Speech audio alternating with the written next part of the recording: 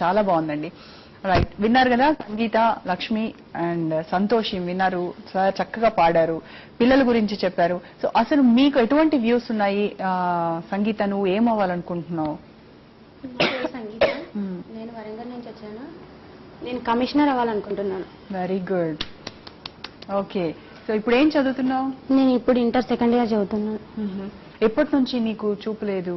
3 years నుంచి తగ్గిపోయింది చూపు. ఓకే, అంటే పార్షియల్లీ బ్లైండ్ అంతేనా? ఓకే, అంతకు ముందు వరకు బానే ఉండేది? బానే ఉండేది. అప్పుడు అంత లోకాన్ని చూసావు, మరి ఇప్పుడు ఎలా అనిపిస్తోంది? అంటే మొన్నటి వరకు నువ్వు అందరితో కలిసిమెలిసి తిరిగావు, అన్ని చూసావు, అన్ని కనిపించాయి, ఈ రోజు ఇటువంటి పరిస్థితిలో ఉన్నావు అంటే నీకు ఎప్పుడైనా కోపం వచ్చిందా భగవంతుడి మీద? ఎప్పుడైనా తిట్టావా నువ్వు దేవుణ్ణి? తిట్టడం అంటే తిట్టినా చేసినా ఇంకా వచ్చేది ఏమీ లేదు.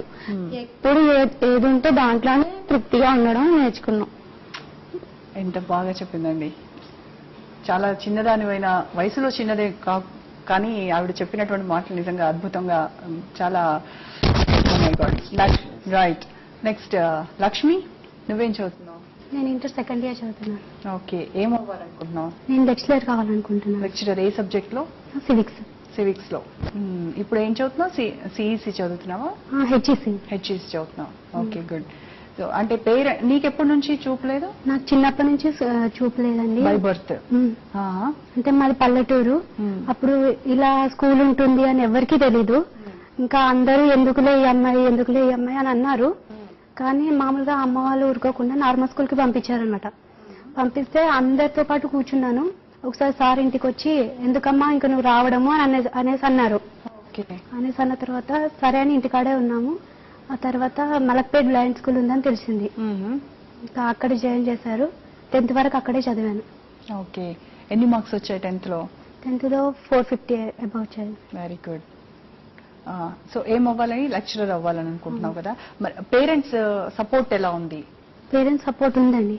అంటే ఇందాక చెప్పావు కదా, ఎందుకు ఇంకా అమ్మాయిని స్కూల్ పంపడము అని చెప్పి అన్నారని కూడా చెప్పావు కదా. అంటే అటువంటి అప్పుడు మీ పేరెంట్స్ వాళ్ళు ఎలా రెస్పాండ్ అయ్యారు, ఏమన్నారు? వారు ఏమన్నారంటే, మిగతా వాళ్ళన్నా అవి పట్టించుకోలేదండి.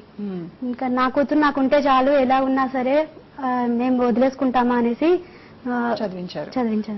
ఓకే, ఇప్పుడు ఎలా వస్తున్నాయి అంటే దిల్సుఖ్ నగర్ స్కూల్లో ఇంటర్ సెకండ్ ఇయర్ కాలేజ్ లో అయితే నార్మల్ పిల్లలతో కలిసే చదువుకుంటారు కదా మీరు. ఎలా ఉంది వాళ్ళతో కలిసి? అంటే వాళ్ళేమో చాలా చలాకీగా అన్ని చూస్తూ ఉంటారు, కొంత ఉత్సాహంగా ఉంటారు కదా. అటువంటిప్పుడు మరి మీకు ఏమైనా బాధ అనిపిస్తుందా వాళ్ళని చూస్తుంటే, వాళ్ళు చెప్పే మాటలు వింటూ ఉంటే? లేదు మేడం, అట్లా ఎప్పుడు అనిపించదు. మేము బ్లైండ్స్ అయినంత మాత్రాన సమాజానికి తలదించుకోవాలని లేదు కదా.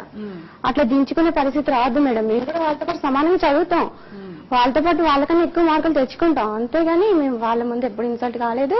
వాళ్ళు మా జోలికి రాదు. మాది మేము ఉంటాము. అంటే సపోర్టివ్ గా ఉంటారు, మీతో ఉంటారు, చాలా క్లోజ్ గానే మూవ్ అవుతారు, అందరు కలిసే ఉంటారు. Okay, right. ఇంకా సంతోషి, నీ విషయానికి వద్దాం. ఏం చదువుతున్నావు? ఓకే, నీకు ఎప్పటి నుంచి నాన్న చూపు కనపడదు? చిన్నప్పటి నుంచి. పుట్టినప్పటి నుంచి?